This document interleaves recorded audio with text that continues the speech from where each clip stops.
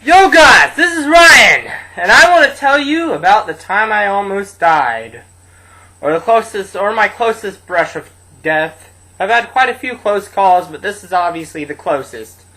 To fill you all in, I live about an hour away from work, and often spend the night in town, so I can't just head back whenever I want due to distance, due to the fact that work usually ends between either midnight and can go as long as 4 a.m.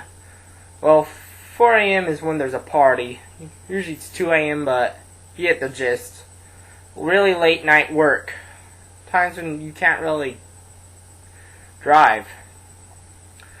Well, anyway, I attended a party at the workplace I was at, and my coworker and friend was there to help clean up once the party was ended and return it to original state, and also just socialize ourselves.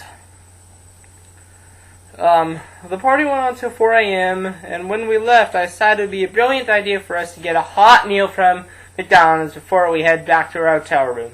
Not the best idea, and I will tell you why. Well, we were in a car that was trash. Trash, trash, trash, trash, trash! Trash! The axles groaned as the car rolled on. The gas tank was very small. Small. And it was not even that big of a car. Furthermore, we were almost out of gas. We entered the drive-thru, and as we were entering, my friend, who was the driver, noticed a man outside his car waving something around at him. What was he waving around? What he was waving around was a big-ass Desert Eagle handgun. Can you believe that? Having a gun waved at you, try to get your attention? To escape, there was really no escape. We couldn't go forward to escape that way because there were two cars in front of us blocking the exit. Both had very fat orders. One had near $100 worth of food ordered. No freaking joke. According to the menu screen before we took ours. Going backward was a bad idea because we'd be easy targets, could easily be shot at. Going over the curb and barrier probably would have been also a terrible idea because we probably would have been stuck. Our axles weren't built for that type of pressure. It was a bad situation at that point. Well, anyway, the guy approaches the driver's side and points the Glock at my friend. Let's call my friend Ramos. He gestures Ramos to roll the window down. Ramos does as told, and the guy pulls back the hammer, in which he had a very shaky hand. You know what they say in the old westerns when there's an inexperienced gunman start entering his first gunfight? I can't do this! That type of, that type of inexperience. Well, anyway, it was weird. Having a guy doing this type of thing when he's not confident in holding a gun? What's going on?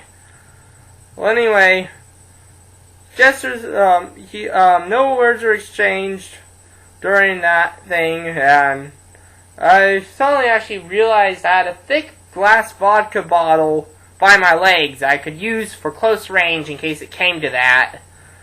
Ramos was confident we would die and was praying for a miracle.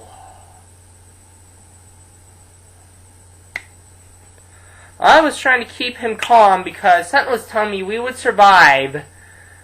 We would survive, and that somehow we'd make it out unharmed. He was doubtful, very doubtful. He's like, "How do you know that? How?" At this point, the guy was walking back to his car. He couldn't pull the trigger. And then, at this point, Ramos tried to back out, yet another car pulled into the drive-thru, blocking our only escape. We waited there 10 to 20 minutes, which felt like eternity due to the large orders in front of us and a guy with a gun that could return at any moment. Finally, once we make it out of there, I call the cops. Ramos calls a friend who is at our hotel to meet us there, and he tells him to come outside because we're possibly being followed. And that friend, though, happened to be wasted and with a girl he met that night. Do you know who that guy chose? He chose the new girl in town. He chose the new girl over friends that could be dying. Bros before hoes, damn it. No offense to you lady viewers, but it's kind of a rule. Bros before hoes. Sorry. Well, once we get out there, we speed, make illegal turns, run red lights, and try to shake any possible pursuers. We make it to the hotel, and thankfully in the hotel parking lot, there were security guards for the hotel that were armed with guns.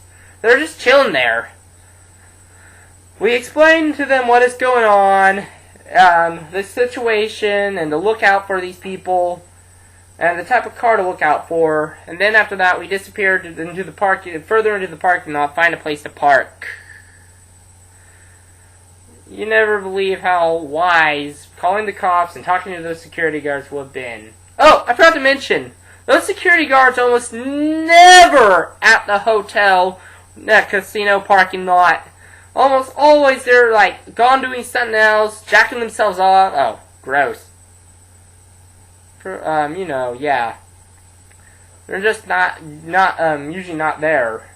We were so lucky that night they were there. It was as if a miracle placed them there. An absolute miracle. Well, anyways, as we were parking, we noticed a set of headlights approaching. They choose the spot quite close to ours. Maybe about like the other half of like each row. Like, you know, there's another half. They're on the other half, maybe 4 cars to the right. And they had 5 men jump out of that car. And they look like possible gang members. Not being racist or anything like that, but they're all Hispanic, so it's possibly a gang that they were. And, well, anyway, they approach us looking mean.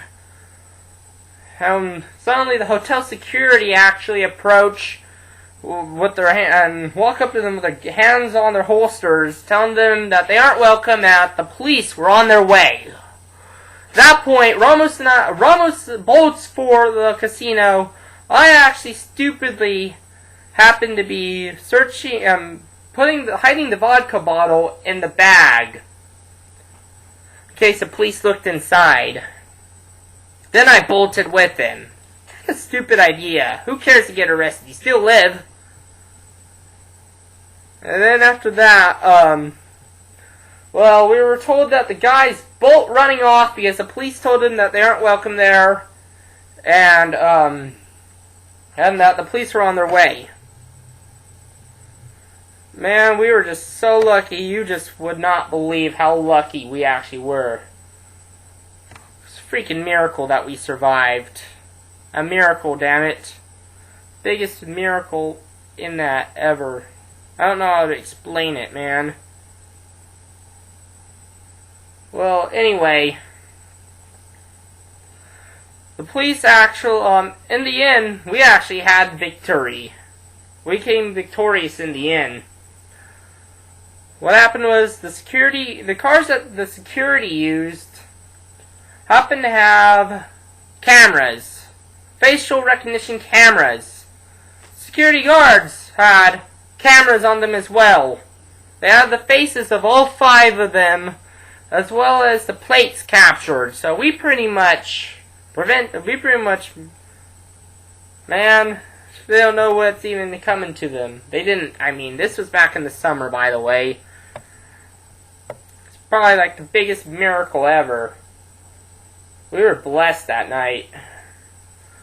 Well, anyway, hope you enjoyed that video about me escaping the grasp of death twice, because, you know, that guy could have pulled the trigger at the first chance, yeah.